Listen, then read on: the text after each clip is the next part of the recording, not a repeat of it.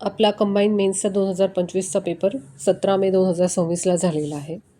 आज आपण इथे खरं तर कट ऑफ प्रेडिक्ट करायला आलेलो नाही आहे. आपण फक्त एवढं बघणार आहे की ओव्हरऑल पेपरच्या काठिण्य पातळीनुसार जो पेपर होता त्याच्यामध्ये किती स्कोअर घेणं पॉसिबल होतं. कारण लास्ट इयरच्या पेपरशी जर कंपेअर केलं तर यावर्षीचा पेपर नक्कीच हार्ड म्हणण्यासारखा होता. लास्ट इयरला लिटरली तो इझी कॅटेगरीमध्ये जात होता, कारण PYQ GSचा पेपर पाहिला, PYQ बेस होता. मराठी इंग्लिशचा पेपरसुद्धा बऱ्यापैकी PYQ बेस्ड होता. इवन लिटरली पेपर 1मध्ये मुलांना 90+ स्कोअर होता. पेपर जसे प्रश्न कॅन्सल झाले सेकंड की नंतर त्यानंतरसुद्धा 85-87 स्कोअर घेणारे मुलं होते. तसं या पेपरमध्ये पिक्चर एवढं दिसून नाही येते. 80-85 स्कोअर हा पॉसिबल स्कोअर आहे, पण त्याच्यावरती जाणं त्याच्यासाठी तुम्हाला लकचा खूप जास्त फॅक्टर इम्पॉर्टंट असेल. तर आपण बघूया की पेपर कसा होता. पेपर 1मध्ये जर आपण पाहिलं तर पेपर 1 हा मराठीचा आणि इंग्लिशचा पेपर असतो. त्यामध्ये व्याकरणाचे जवळपास 40 प्रश्न सोप्या कॅटेगरीमध्ये, सोप्या किंवा मीडियम कॅटेगरीमध्ये तुम्ही म्हणू शकता.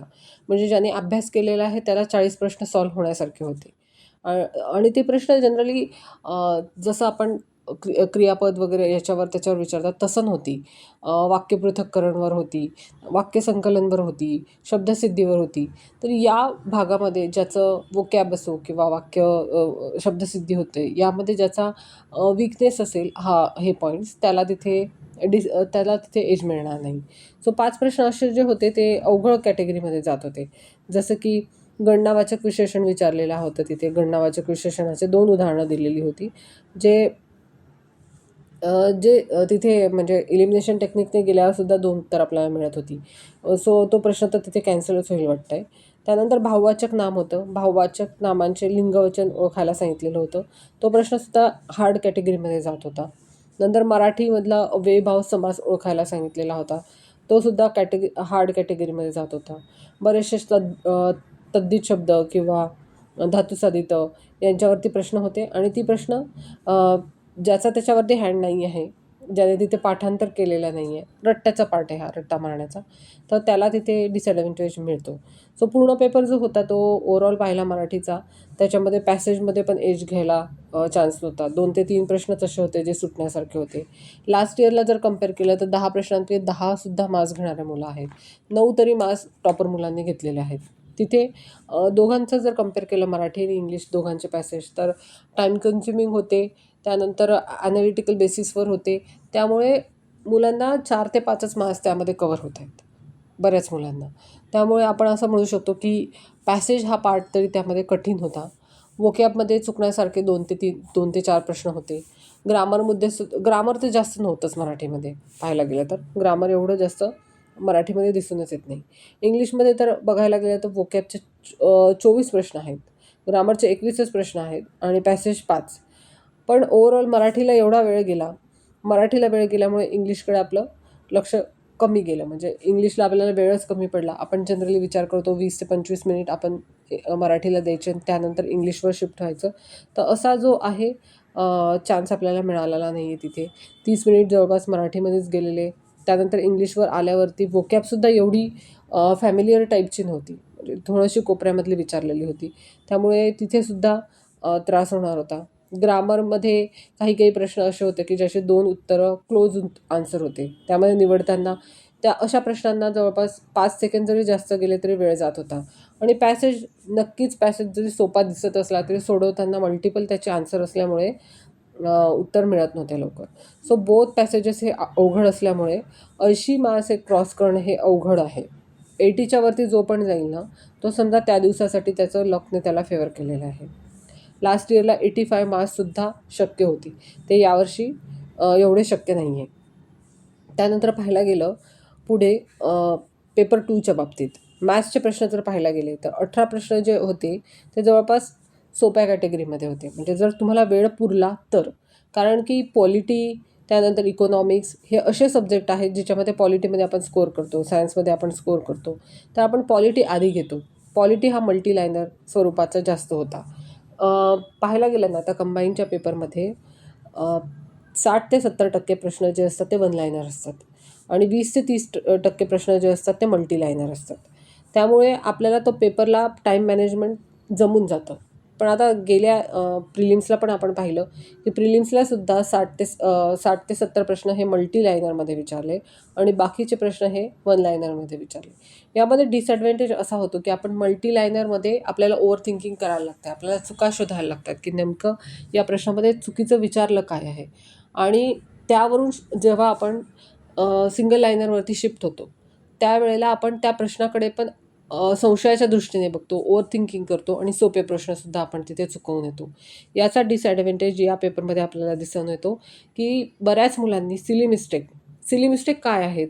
तर काही टीचर्स असं सांगतात की सिली मिस्टेक म्हणजे तुमच्या अभ्यासाची कमी असते, तुमच्या कॉन्फिडन्सची कमी असते किंवा तुमच्या पाठांतराची कमी असते.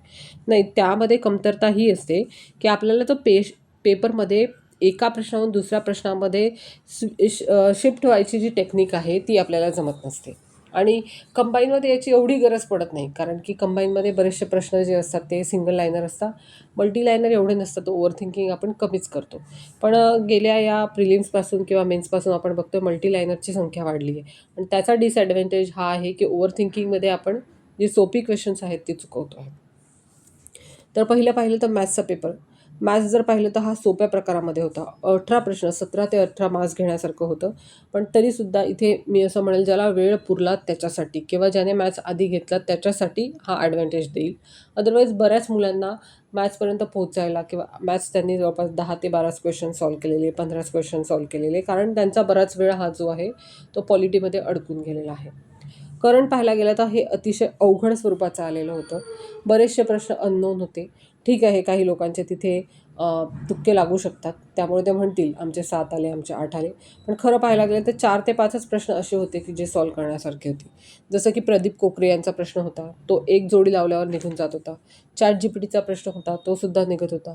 रतन टाटा त्यांचा जो प्रश्न होता तो पण ऑड मेन आउट जर आपण शोधलं तर पहिल्या आणि चौथ्या ऑप्शनमध्ये आपण एलिमिनेशन टेक्निकपर्यंत जाऊ शकत होतं. त्यातल्या त्यात तुम्ही जर ख्रिश्चन नाव जर ऑड पाहिलं तर ते तुम्ही घेऊन जाऊ शकत होते. ट्रेड फेअरचा क्वेश्चन होता, त्यामध्ये सुद्धा तुम्ही असं करू शकत होते की वर्ल्ड ट्रेड ऑर्गनायझेशन आणि दक्षिण आशिया ऑर्गनायझेशन, ही जी ऑर्गनायझेशन या ज्या भारतासाठी का प्रमोशन करतील ना, तर तुम्ही 1 आणि 4मध्ये तुम्हाला निवडायचं होतं. त्यातल्या त्यात फेअर्स कशासाठी असतात? प्रदर्शनासाठी असतात. त्यामुळे तुम्ही 1कडे जाणं तिथे अपेक्षित होतं. त्यानंतर निवडणुकांचा प्रश्न होता. जरी की ते 2024च्या निवडणुका होत्या तरी त्या लास्ट निवडणुका त्याच होत्या. त्यामुळे तिथेसुद्धा मार्क्स घेण्यासारखा तो प्रश्न होता. पॉलिटी बघायला गेलं तर पॉलिटी लिटरली अवघड स्वरूपाचं आलेलं होतं. त्यातले 2 प्रश्न तर लिटरली अवघड म्हणजे ती कॅन्सल होण्यासारखीच होती. जसे सुकाणू समितीचा प्रश्न आहे. सुकाणू समितीच्या प्रश्नामध्ये राजेंद्र प्रसाद उत्तर आहे, ते जोड्यांमध्ये लागतच नाही. दुसरा आदिवासी व्यवहार मंत्री जो आहे तो निवडताना बिहार आता कॅन्सल झालेला आहे आणि ते त्यामध्ये दिलेला आहे. त्यामुळे तो घेऊनच जायचा होता आपल्याला मध्य प्रदेश आणि ओडिसासोबत. सो तो प्रश्नसुद्धा संदिग्ध आहे. म्हणजे आयोग त्याला कॅन्सल करेल की नाही हे आयोगाला माहिती. पण 2 प्रश्न मला तरी वाटतं की ते कॅन्सल होण्यासारखे होते. मग तुम्हाला 13 प्रश्नांमध्येच फक्त 13 प्रश्नांमध्ये तुम्हाला जवळपास 8 प्रश्न असे होते जे तुम्ही सॉल्व्ह करणार. तर बाकीचे जे प्रश्न होते जसे की आर्टिकल 20चा प्रश्न होता, UTमध्ये पॉंडिचेरी वगैरेमध्ये LGचा प्रश्न होता. नंतर ST कुठल्या राज्यांमध्ये नाही, अस्तित्वात नाही आहे. विधानसभेच्या अध्यक्षांचा प्रश्न होता. ही प्रश्न जवळपास अवघड स्वरूपाची होती. त्यामुळे 8 प्रश्न, मी म्हणते की 8 प्रश्न असे होते की जे तुम्ही सॉल्व्ह करू शकणारे होते पॉलिटीमध्ये. जसं की आपण पाहिलं की मॅथ्समध्ये जवळपास 18 मार्क्स घेण्यासारखे होते आणि करंटमध्ये 4 ते 5. हे मी तुम्हाला मार्क्स सांगते की सामान्य विद्यार्थ्याचा ज्याचा बेसिक मिनिमम स्टडी आहे त्याला किती मार्क्स घेण्यासारखे होते. तर करंटमध्ये 4 ते 5, मॅथ्समध्ये 18 मार्क्स घेण्यासारखे होते आणि पॉलिटीमध्ये ते 8 मार्क्स असे होते जे घेण्यासारखे होते. त्यानंतर हिस्ट्री पाहायला गेलं तर सोपं होतं. या पेपरमध्ये सगळ्यात सोपा पार्ट जो असेल तो हिस्ट्री होता. म्हणजे लॉजिकलीसुद्धा तुम्ही गेले, जसं की विचारलेलं होतं प्रथमतः शेतकऱ्यांसाठी काम कोणी केलं, तर प्रथमतः येणारे जे होते ते आपले महात्मा फुलेच होते. तर तसे प्रश्न करून ते सुटत होतं. सो हिस्ट्रीमध्ये सुद्धा 7 ते 8 मार्क्स घेण्यासारखे आहे. जिओग्राफीसुद्धा कठीण म्हणण्यासारखं नाही आहे. 7 ते 8 मार्क्स तिथेही मिळू शकतात. पण त्यातल्या त्यात 2-3 प्रश्न असे होते जे हार्ड होते, जसं की जैवविविधता कराराबद्दल विचारण्यात आलेलं होतं. त्यानंतर फॉरेस्ट रिपोर्टबद्दलचा प्रश्न होता. एक प्रदूषण निर्देशांकाचा प्रश्न होता, गाझियाबाद की अंकलेश्वर. त्यामध्ये सुद्धा तुम्ही अंकलेश्वर कसं एकदम नेहमीच्या वापरामधलं नाव नाही आहे भारताच्या न्यूजमध्ये, तर तुम्ही अंकलेश्वर घेऊन जाऊ शकत होते. तरीसुद्धा तिथे विचारलेलं नाही आहे की 2024चा डेटा आहे की 2025चा डेटा आहे. एका डेटामध्ये तो गाझियाबादसुद्धा आहे, एका डेटामध्ये तो अंकलेश्वरसुद्धा आहे. तर ते पाहणं आपदा बघूया की आयोग त्याचं उत्तर काय देतं. त्यानंतर सायन्स हे सोपं होतं. मी म्हणेल की सायन्स सोपं होतं, कारण की RTI, RTS चे प्रश्नसुद्धा 2 आउट ऑफ 3 सुटत होते. कम्प्युटर आणि रिमोट सेन्सिंग तीसुद्धा प्रश्न सोपी होती. PYQ बेस्ड होती आणि बाकीचं जे सायन्स आहे ते सुद्धा सुटणार होते. 2 ते 3 तिथे सिली मिस्टेक नाही झाल्या असं पकडलं तरीसुद्धा ओव्हरऑल 20 मार्क्सपैकी जे आहे 23 मार्क्सपैकी जे येतं त्यापैकी 17-18 मार्क्स घेणं पॉसिबल होतं या पेपरमध्ये. अवघड होतं इकॉनॉमिक्समध्ये लिटरली 4 ते 5च प्रश्न अशी होती जी लॉजिकली सुटत होते. बँकिंगवर प्रश्न विचारलेला नाही, त्यानंतर बेरोजगारीवर प्रश्न विचारलेला नाही. जे क्षेत्र कंबाईनसाठी असतात ते क्षेत्र सोडून RSसाठी जे राज्यसेवेसाठी जे क्षेत्र आहे त्यावरती प्रश्न विचारलेले आहे. सो ओव्हरऑल जर पेपर पाहिला तर पॉलिटी आणि करंट सोडले तर पेपर हा मध्यम अवघड स्वरूपाचा होता. कारण पॉलिटी आणि करंटमध्येच मुलं जास्त मार्क्स घेतात आणि तिथे मुलांना एज मिळाला नाही, तिथे त्यांचा टाईम गेला. कारण सुरुवातीला आपण स्ट्रॅटेजीज बऱ्याच मुलांची अशी असते की पॉलिटी हा स्कोरिंग सब्जेक्ट आहे तर आपण पॉलिटी घेऊन जाऊया. तर तसं आपल्या बघितलं तर पॉलिटीने आपला टाईम खाल्लेला आहे, त्याचा इफेक्ट आपला मॅथ्सवर झालेला आहे. सो ओव्हरऑल पाहायला गेलं तर 60 मार्क्स घेणं इथे अवघड नव्हतं. 60+ जाणं स्कोर जर तुम्ही सिली मिस्टेक केलेला नसला तर तुम्ही 60+ जाणार. पण ओव्हरऑल 65+ जो पण जातो आहे त्याला त्याच्या नशिबाने सुद्धा मदत केलेली असं समजून घ्या. तुम्ही काही सिली मिस्टेक करतात तर तुम्हाला काही तुक्केसुद्धा लागतात. त्यामुळे हा स्कोर जो आहे 60 स्कोर घेणं हा पॉसिबल स्कोर आहे लँग्वेजच्या बाबतीत असं मी नक्की म्हणू शकते. आणि जर तुम्ही GSच्या बाबतीत आणि जर तुम्ही लँग्वेजच्या बाबतीत पाहिलं तर 70 ते 80 मार्क्स घेणं तिथे पॉसिबल होतं. 80च्या प्लस पण जाऊ शकतात काही मुलं, पण तिथे त्यांचा होल लँग्वेजवर खूपच जास्त असेल किंवा ते जे मुलं आहेत त्यांना थोडंसं लकनेसुद्धा फेवर केलेलं असं आपण म्हणू शकतो. सो लँग्वेज 1मध्ये म्हणजे पेपर 1मध्ये 70 to 80 स्कोर जो आहे हा पॉसिबल स्कोर आहे. याच्यावरती जाण्यासाठी थोडे एक्स्ट्रा मेहनत आणि थोडं नशिबाची साथ गरजेची आहे. आणि पेपर 2मध्ये 60 to 65 स्कोर पॉसिबल आहे. त्याच्यावरती जाणं लकने फेवर केलेलं असेल आणि थोडी जास्त मेहनत त्यांची असायला पाहिजे आणि तो स्कोर नक्कीच टॉपर्सचा असणार आहे. जनरल स्टुडंट जे आहेत ते जनरली या स्कोरमध्ये अडकतील की पेपर फर्स्टमध्ये त्यांना 60 to 65 मार्क्स असणार आणि पेपर सेकंडमध्ये त्यांना 50 to 55 मार्क्स असणार. अशी गर्दी इथे खूप जास्त भेटेल. पण हे मुलं कॉम्पिटिशनमध्ये नसणार. कॉम्पिटिशनमध्ये असणार अशी मुलं ज्यांना पेपर 1मध्ये 70+ आहे आणि पेपर 2मध्ये 60+ आहे. असे जे मुलं आहेत ते कॉम्पिटिशनमध्ये म्हणजे तळ्यात परिस्थितीमध्ये असतील आणि ज्यांना 135-145च्या आसपास मार्क्स आहेत ते तर नक्कीच चांगला स्कोर आपण या पेपरची काठिण्य पातळी पाहता आपल्याला आपण म्हणू शकतो की आहे हा पॉसिबल स्कोर आहे आणि थोडंसं लकने फेवर केलं तर ते त्यामध्ये जातील. पण नक्कीच 8,000 मुलांमध्ये 5,500 मुलं तरी अशी असतात की ज्यांना लक फेवर करेल किंवा त्यांचा अभ्यास थोडासा बाकीच्यांच्यापेक्षा जास्त असेल. त्यामुळे वॅकन्सीज बघता ठीक आहे, मला वाटतं की लास्ट इयरपेक्षा 7 ते 8 मार्क्स किंवा 10 मार्क्सचा फरक तरी कट ऑफमध्ये जाऊ शकतो. PSIच्या जागा थोड्याशा जास्त आहे त्यामुळे त्यांना तिथे ॲडव्हान्टेज मिळू शकतो. तिथे वयाचं बंधनही आहे तर बऱ्याच मुलांना तिथे मिळत नाही. ती पोस्ट बऱ्याच मुलांना पॉसिबल नसते, म्हणजे तिथे ते बसतच नाही आणि काही मुलं ती घेतसुद्धा नाही. त्यामुळे पाहायला गेलं तर लास्ट इयरशी कंपेअर केलं तर 15 क्वेश्चन असे नक्कीच होते जे लास्ट इयरपेक्षा कठीण होते. त्यामुळे कट ऑफ खाली जाईल का हेही सांगता येत नाही, कारण लास्ट इयरला 15 क्वेश्चन कॅन्सलही झालेले होते. कमी नक्की जाणार, पण यावर्षी इतके क्वेश्चन कॅन्सल होणार नाही. त्यामुळे प्रथमदर्शनी पाहता मला तरी वाटतं की 5-10 मार्क्स किंवा 20 मार्क्सचाही फरक कट ऑफमध्ये पडू शकतो. पण खूप फरक पडेल का नाही, कारण की वॅकन्सीज एवढ्या नसतात आणि प्रत्येक 8,000 मुलांमध्ये 500 लकी मुलं मिळणं किंवा 500 टॅलेंटेड एक्स्ट्रा ऑर्डिनरी मुलं, आउटस्टँडिंग परफॉर्मन्स देणारे मुलं भेटतील असं तर भेटणार नाही असं तर पॉसिबल नसतं. त्यामुळे पुढे काय तर पुढे आपल्याला ग्रुप सी आहे.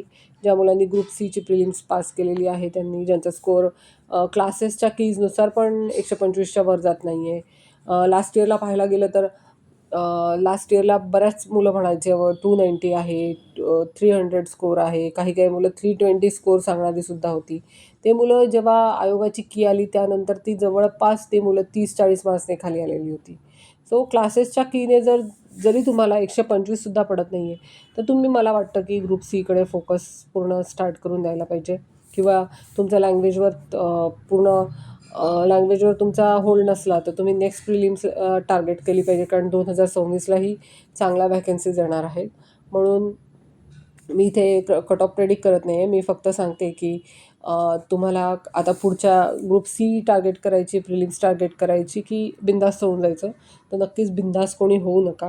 कारण पेपरची काठिण्य पातळी जास्त असल्यामुळे बरेच मुलं त्यांचा स्कोअर लपवत आहेत. काही मुलं उठवून सांगतात स्कोअर. हा MPSCचा सगळ्यात बॅड फेज हा आहे की मुलं मार्क्स खूप जास्त सांगतात. तेवढी त्यांना असतीलच याची गॅरंटी नाही आहे. बरेचसे मुलं खोटंही सांगतात. तर मला तरी वाटतं की कोणाच्या मार्क्स तुम्ही चेक करू नका. तुम्ही जर ग्रुप सीच्या मेन्स साठी आहात तर तुम्ही ग्रुप सीला स्टार्ट करून द्या. आणि मला तरी वाटतं की या पेपरमध्ये स्ट्रेस, टाईम मॅनेजमेंट तुमच्या अभ्यासापेक्षा तिथं स्ट्रेस काय आहे, तुमचं टाईम मॅनेजमेंट किती आहे हे सुद्धा तिथे मॅटर करतं. त्यानंतर गरमी या वेळेलाही खूप जास्त होती. त्या गरमीचाही तुम्हाला अनइझीनेस फील होतं. त्याचाही परिणाम तुमच्या 2 ते 3 प्रश्नांवर नक्कीच मग तो सगळ्याच मुलांच्या बाबतीत घडलेला असणार. त्यामुळे तिथेही डिसॲडव्हान्टेज आपल्याला मिळतो स्कोअरवरती. आणि मल्टी लायनर क्वेश्चन जास्त आले असल्यामुळे लास्ट इयरशी कम्पेअर केलं तर हा पेपर नक्कीच हार्ड कॅटेगरीमध्ये जाईल. तर सगळ्यांनी आता जे ग्रुप सीला आहे त्यांनी ग्रुप सी आणि ज्यांना असं वाटतं की ग्रुप सीला त्यांना पोस्ट नको आहे त्यांनी नेक्स्ट इयरची प्रिलिम्स याच्यासाठी फोकस करणं आता फार गरजेचं आहे. तर आपण इथेच थांबूया आणि